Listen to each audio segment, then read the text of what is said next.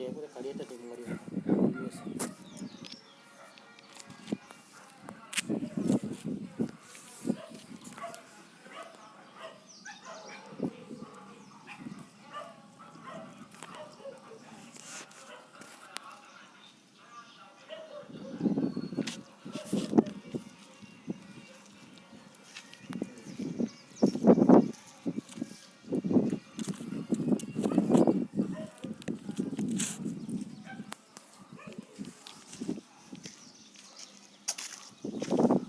Good morning everyone. Myself Manjula, TTWRDC Women's Janagam, Department of Zoology. Today I am going to explain about the sericulture. So sericulture is an important agro-based industry. It is a small scale industry. Right now it is discussed very important because of less unemployment in India and also other countries. So sericulture meaning the serikos is origin from the Greek word. The serikos is the meaning of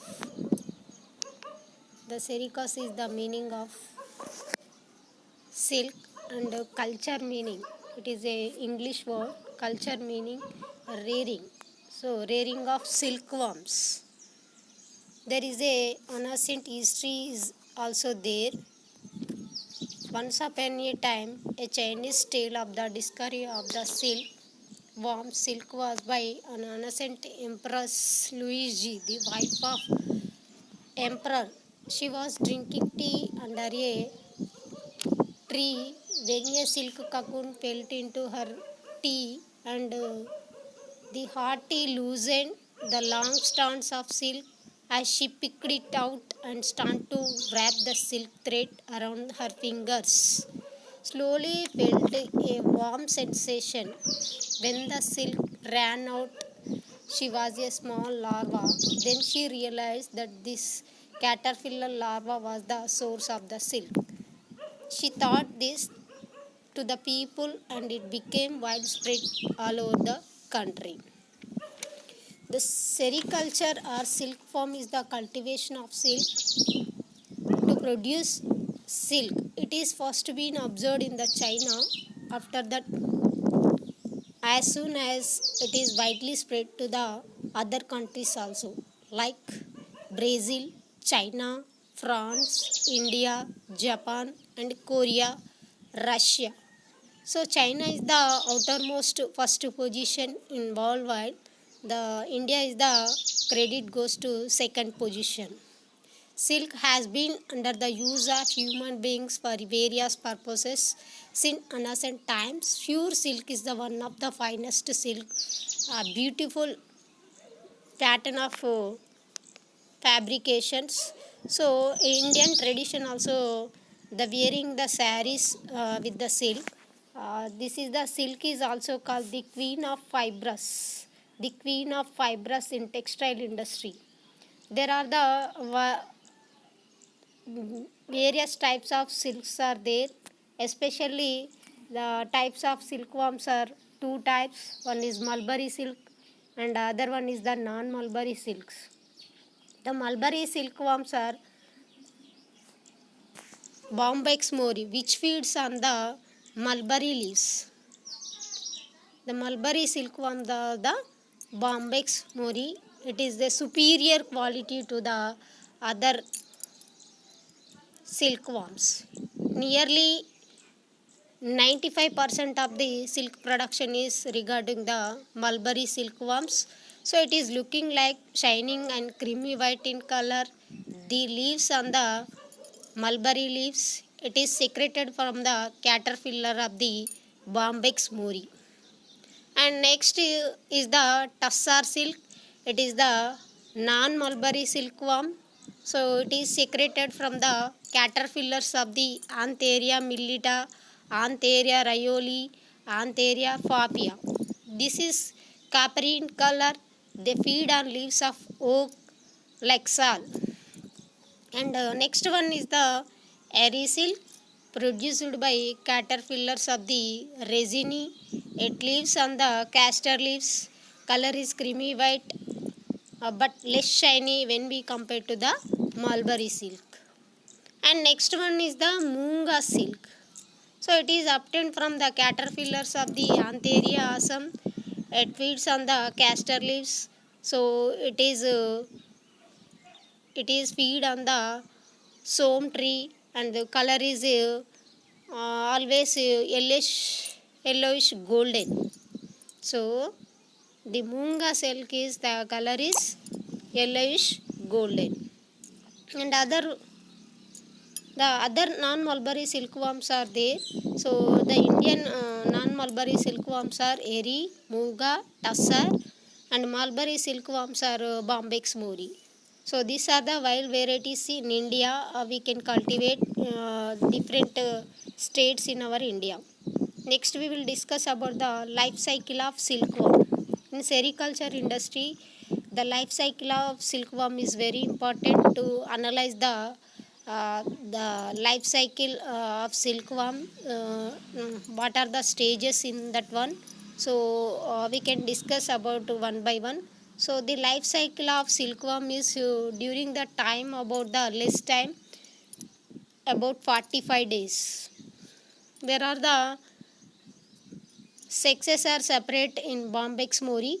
We can take the life cycle of Bombyx mori. So the Bombyx mori life cycle is duration about the 45 days. The male female mass sexes are separate. The fertilization is internal. The fertilization is carried out in the internal only. So the female moth are large when we compare to the male Bombyx mori. After copulation, the male will go to die. The female moth after copulation lays the eggs. The life cycle of silkworms involved 4 stages, that is egg, larva, pupa, adult. The silkworm is holometabolous insect. The complete metamorphosis going in this Bombyx mori, that is egg, larva, pupa, adult. Right? So we can discuss about the egg stage. After copulation, the silk moth, female silk moth lays about the 400 eggs on the mulberry leaves. The eggs are very sticky in nature. They attach to the substratum. They look like oval in shape. This egg size is about the ink dot in size. The eggs are ink dot inside. The egg has a protective covering. There are the three membranes, that are the outer membrane is called chorion, and middle serosa, and inner vitellin. The egg is covered by the three membranes, the outer chorion, middle serosa, and inner vitellin membrane. The outermost layer is the chorion is the protective covering of the egg. At the anterior side of the egg has one opening called micropyle. It has the 3 micropylar canals. The eggs regarding the centrolecital. The eggs are centrolecital. The yolk sac is located in the central region, so the eggs are centrolecital. So the egg is duration about the taking time 9 to 12 days. The duration of egg is 9 to 12 days. And then egg hatched to the larva. The next stage is the larva. The eggs hatches out into larva. The larva consists of 20 to 24 days, nearly 1 month, 20 to 24 days. So the larva have 3 parts, that is head, thorax, and abdomen. The head is hypognanthus. So the mouth is ventral in position. So the head is hypognanthus. The head bears the sense organ as well as the mouth parts. The sense organs are the eyes and also antennae, and the mouth parts are regarding biting chewing type. The mouth parts of Bombyx mori is biting chewing type, and also they have the contain labrum, labium, mandible, maxillae, like that. So the thorax is there. The thorax have true legs they are not using for the purpose of walking, but they are using for the holding the mulberry trees, right? The thorax has true legs, they are not used for the walking purpose, they are using for the catch the mulberry, holding the mulberry leaves. And next one is abdomen. So the abdomen is the last part of the larval stage. There are the pseudo legs are there. So the larva, it undergoes the process of molting. So the process of molting is called the instar larvas. There are the 5 instars in the larva of Bombyx mori. So it looks like the black ant. So the color is larva is black in color. So we are called the black ant. The larva undergoes to molting process. The molting process is called instars. There are the 5 instars in the Bombyx mori. First instar, second instar, and third instar, fourth instar, fifth instar. So they, in this period they have to formation the bristles and nodules and antennules and other the visceral parts of the larva. So the larval parts are clearly seen, observed in this stage only. So the larva is phytophagous. The instar period they can completely formation of their visual organs at the particular temperature and particular timing. So first instar taking the 3 to 4 days and takes the 27 degrees centigrade, and second instar taking about 2 to 3 days at 26 degree centigrade, like that. The every instar larva needs to the particular temperature and the duration. And the fifth instar larva is 10 centimeter in length, consists of 3 parts, like that. Already we discussed about this one. So the abdomen consists of 11 segments. The larva next go to the next stage, that is pupa. The pupa is very very important in life cycle of silkworm. When we harvesting of sericulture, the cocoons are very important. The pupa is nothing but the cocoon stage. We can cut the cocoons, after then only we can clearly see in the pupa stage. And the cocoon stage taking time for the 10 to 12 days, and pupa lives inside the cocoon. Then only we get the cocoon, and we can clearly see in the larval stage. After we can't see. So cocoon is formed as a result of the spinning of silk by the fifth instar larva. After completion of fifth instar larva, they can spin the cocoons. If we take the particular place like bamboo or chandrika, they can spin to their own cocoons. So pupa is covered by cuticle. It is brown in color. The adult organ produced in this stage, and larval forms are disappeared, and adult forms are can be uh, the adult forms are can be differentiated in this stage only. The adult stage is the last stage of the life cycle of Bombyx mori. So the adult emerges from the pupa. The adult life lasts for the 3 to 5 days. They do not fade. And one of the point is when we the Bombyx mori eat the mulberry leaves, the larva stage is the voracious feeder. The larva stage only, the voracious feeder, it is more eating in the larval stage only. The cocoon stage is the restless period, and they cannot move in the cocoon stage. But the larva stage is the voracious feeder. They can eat more and more, and they can develop to the cocoons. After the cocoons, the adult are emerges from the cocoons. The it takes time for 3 to 5 days. They do not feed. The adult stage is the do not feed. They live for reproduction only. After copulation, male die and female die after laying eggs.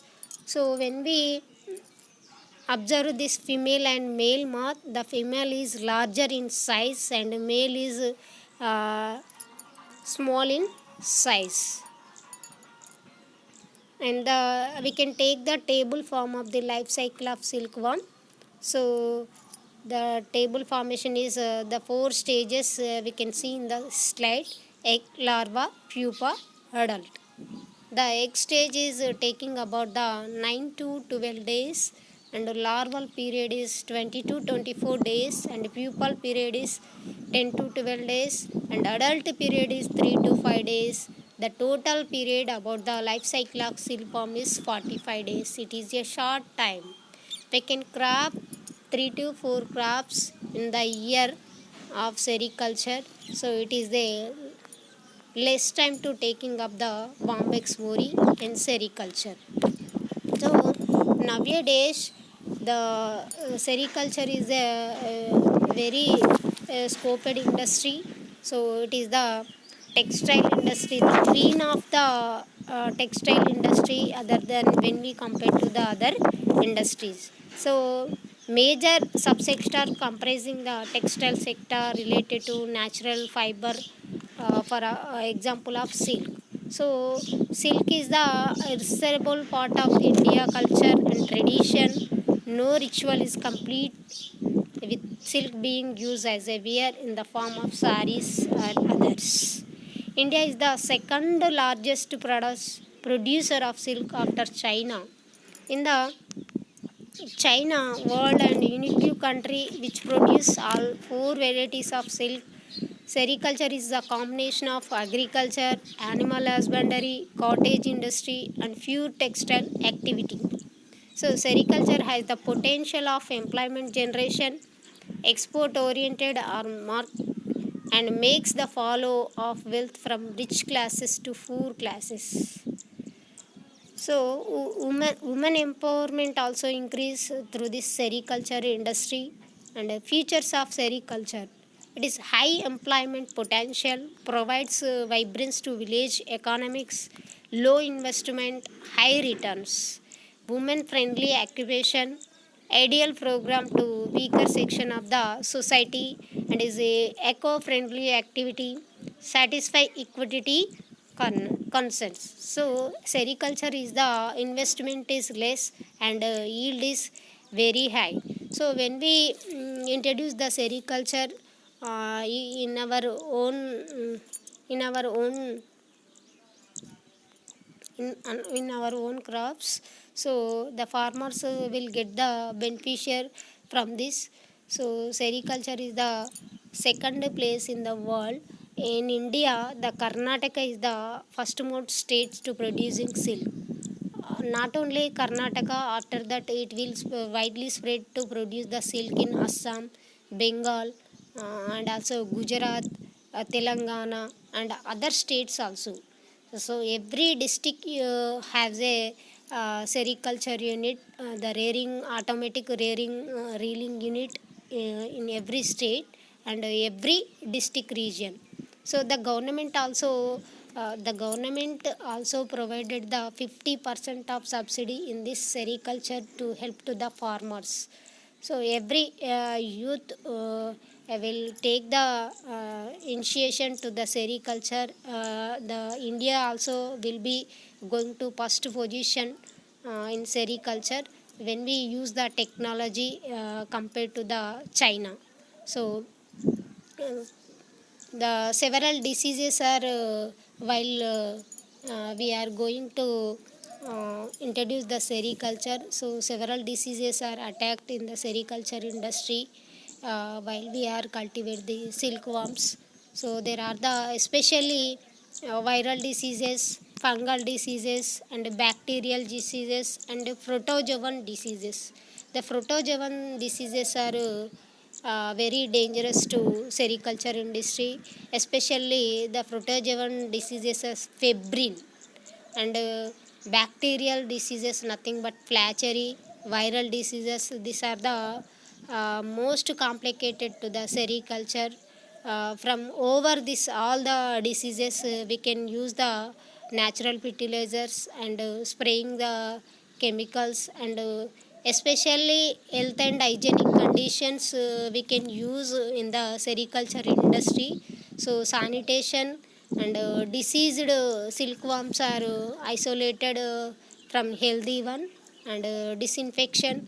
These are the major controls of silkworm industry. So when we use this disinfection method and health and hygienic conditions, we can overcome all the diseases from affecting in the sericulture industry. So this is my topic, a little topic. So I would like to very thankful to our secretary for giving this opportunity, and also I would like to thank all the dignitaries for giving this opportunity. Uh, thank you very much.